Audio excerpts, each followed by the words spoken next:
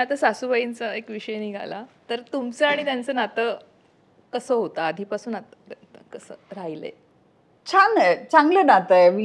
आम्ही म्हणजे लग्नानंतर आम्ही नेहमीच एकत्र राहिलेलो आहोत. सो आई मुलीचं असं असं एवढं मी म्हणणार नाही, कारण त्यांना माझी नणंद जी आहे ती पण माझ्याच साधारण वयाची आहे. पण त्यांनी मला खूप सांभाळून नक्कीच घेतलं.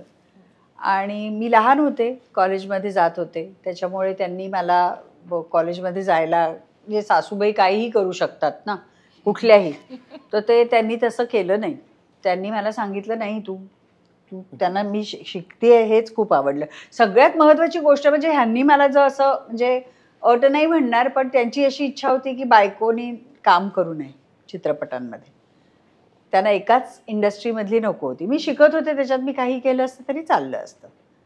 पण त्यांनी इनफॅक्ट माझा पती करोडपती करण्यामागचं माझं कारण त्या होत्या की त्यांनी सांगितलं की अरे तू कशाला तिला हे करतोस घरामध्ये, ती एवढी चांगली ॲक्ट्रेस आहे, तिने करू देत काम.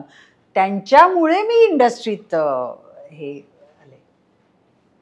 आणि धाक आहे म्हणजे असं अगदी खूप मैत्री असं नाही, जे आमच्या जुन्या जमान्यातलं जसं असतं ना तसं ते आहे.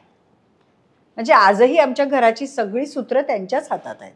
म्हणजे आज 40 वर्ष झाली लग्नाला, पण आजही सूत्र त्यांच्याच हातात आहेत.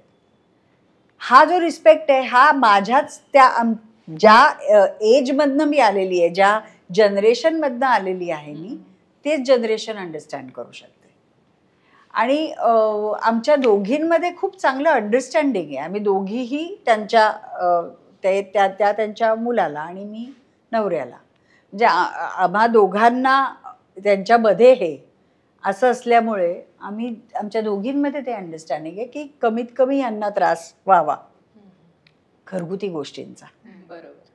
आणि तो म्हणजे I think we both have succeeded in that, की घरात एकत्र जेव्हा कुटुंब राहतं, नवरा बायको आणि आईच्या नेहमी मध्ये असतो, तर त्यावेळेला त्या ज्या गोष्टी आहेत त्याची कधीही यांना कधी बसलीच नाही, कारण तसं कधी घडलंच नाही.